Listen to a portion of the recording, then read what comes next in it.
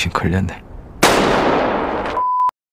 Hai friends, assalamualaikum warahmatullahi wabarakatuh. Thank you banget sudah klik video ini and welcome back to my channel. Nengok YouTube Squid Game, nengok TikTok Squid Game, nengok IG juga Squid Game. Mungkin dari kalian banyak juga nih yang bertanya-tanya apa sih Squid Game itu? Jadi, Squid Game adalah sebuah film yang ditayangkan di Netflix dan lagi rame-ramenya friends. Sampai-sampai si Squid Game ini trending di mana-mana. Tapi biasa deh tuh, namanya juga film yang lagi rame, banyak banget peminatnya, banyak penontonnya, dan banyak juga teori-teori konspirasinya friend. Nah, maka dari itu di videoku kali ini aku akan membahas beberapa teori konspirasi yang ada di dalam film Squid Game. Apa-apa aja, langsung aja yuk kita bahas.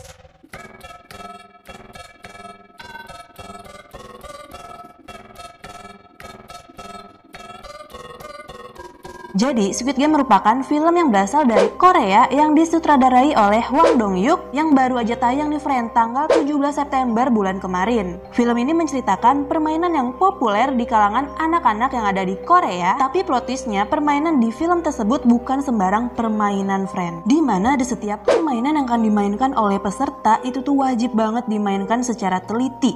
Jika tidak, nyawa pun menjadi taruhannya. Film tersebut dibintangi oleh aktor-aktor yang populer di mana diantaranya ada Lee Jung Jae sebagai Ginhu, kemudian ada Park Hae Seo sebagai Sang-woo, Oh Yong So sebagai kakek Il-nam, Wi Ha Jun sebagai John Ho, itu ya pokoknya.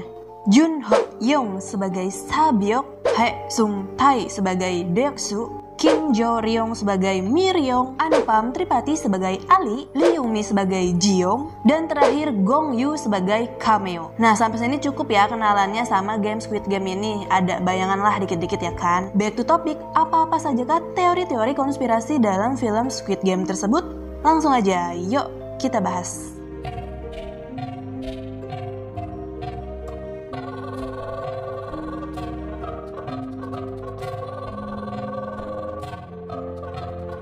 Teori pertama, sebenarnya jenis-jenis permainan yang akan dimainkan di film ini itu tuh udah kelihatan, tapi kitanya aja yang nggak sadar, friend. Coba deh buat kalian yang jeli nih, yang teliti, kalian bener-bener fokus sama tembok-tembok yang ada gambar-gambar gitu, dimana gambar tersebut merupakan jenis-jenis game atau permainan yang bakal dimainkan oleh seluruh peserta di game ini. Contohnya bisa dilihat ada gambar orang lagi tarik tambang, main kelereng, jembatan kaca, Squid Game, lampu merah, lampu hijau, dan gulali.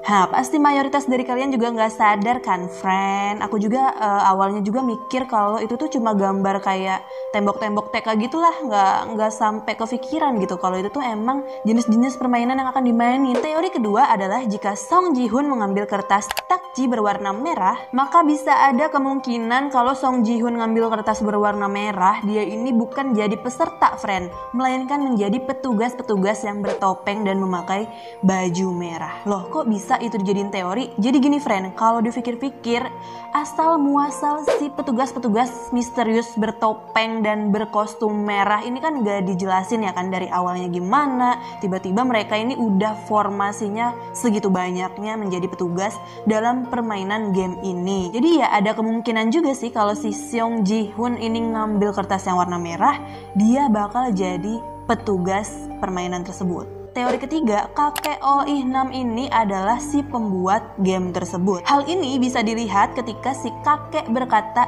"Ini adalah rumahku. Aku dulu tinggal di gang sempit seperti ini."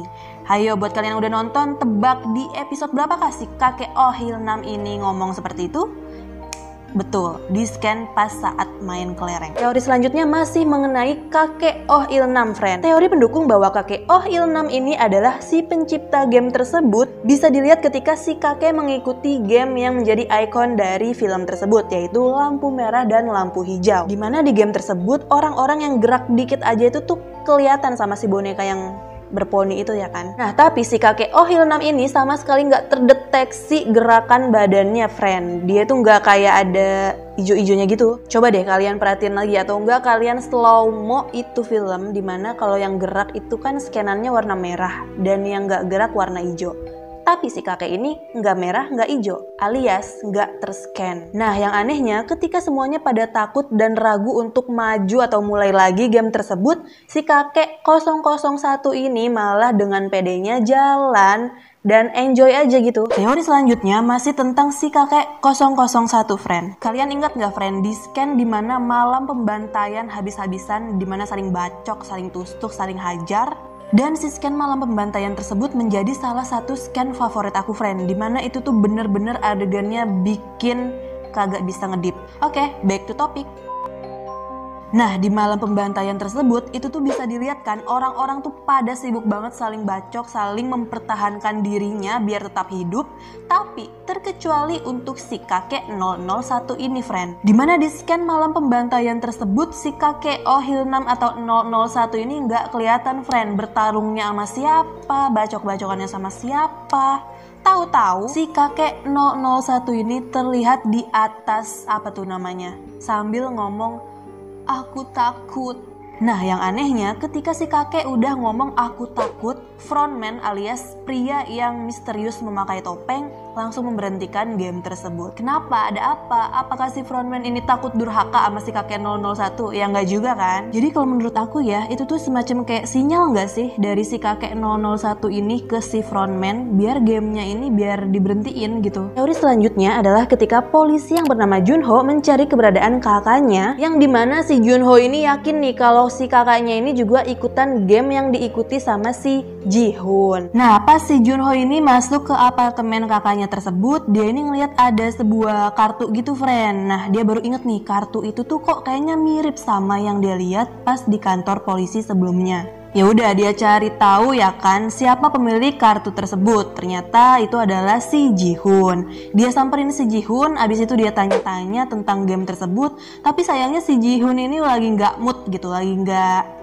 males lah ngomong sama orang gitu. Jadinya si Junho ini dikacangin ya kan. Nah, karena nggak dapet jawaban dari si Ji-hoon, akhirnya si Junho ini cari cara sendiri nih, friend. Gimana caranya biar dia tahu kakaknya ini ada di mana? Akhirnya si Junho ini menjadi salah satu petugas yang bertopeng dan berkostum merah. Udah tuh dia cari lah itu petunjuk-petunjuk dari permainan ini ya kan. Sampai di mana si Junho ini masuk ke sebuah ruangan nih, friend. Dimana ruangan tersebut kelihatan kayak ruangan khusus penyimpanan dokumen-dokumen peserta-peserta tahun-tahun sebelumnya. Nah, anehnya pas si Junho ini udah nemu dokumen yang bernama Inhu, nomor pemainnya itu mulai dari 002, friend. 001-nya jadinya kemana? Apakah si kakek 001 itu emang udah lama ikutan game tersebut? Komen di bawah. Teori selanjutnya adalah pas scene game kelereng, si kakek Ohilnam ini kan kalah dari si siapa namanya? Lupa dah siapa namanya. Si Ji-hoon. Dan kalian juga pasti tahu ya kan, setiap pemain yang kalah itu tuh pasti langsung ditembak mati sama si petugas merah tersebut. BTW itu petugasnya kalau dilihat-lihat mirip itu ya kostum impostor gitu ya kan, game Among Us itu loh, ya nggak sih? Ya udah lupain.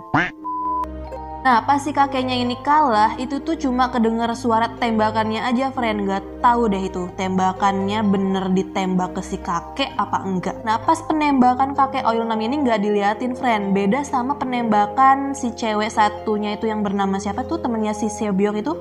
Dia tuh kan jelas-jelas kelihatan banget ditembak gitu kan di kamera ya kan. Terus juga si Ali sama nih, pas dia kalah juga kelihatan kan kalau dia langsung ditembak jedar. Tapi penembakan si kakek Ohilnam ini gak kelihatan, friend. Cuma kedengeran suara tembakannya aja. Menurut aku sih itu tembaknya ke atas deh, jedar gitu.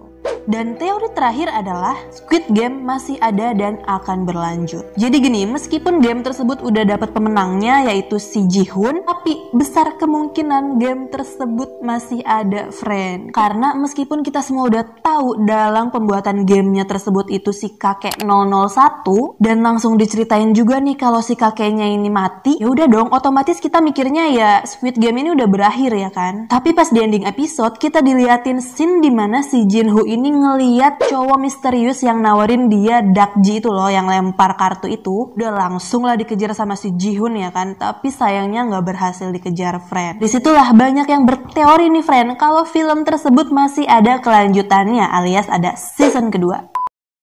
Nah itu dia tadi beberapa teori-teori tentang film Squid Game yang lagi viral alias viral. Dan intinya sih dari banyaknya teori-teori yang tadi aku bacain, pokoknya aku gak sabar banget buat nunggu season keduanya, friend.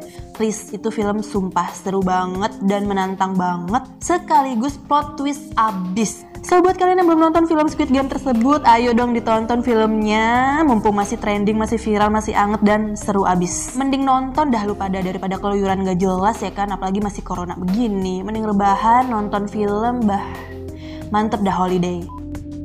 Oke, sampai di sini dulu video aku kali ini. Jangan lupa di klik like-nya jika kalian suka dengan video aku, juga boleh komen di bawah ide maupun saran yang kalian punya. And last, don't forget to klik tombol subscribe supaya channel aku makin berkembang. Thank you all, see you on my next video. Bye.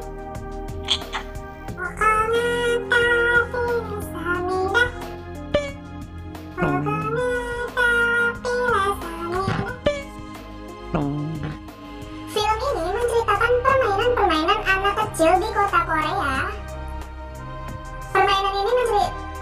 Film ini menceritakan permainan masa kecil. Film ini menceritakan permainan anak-anak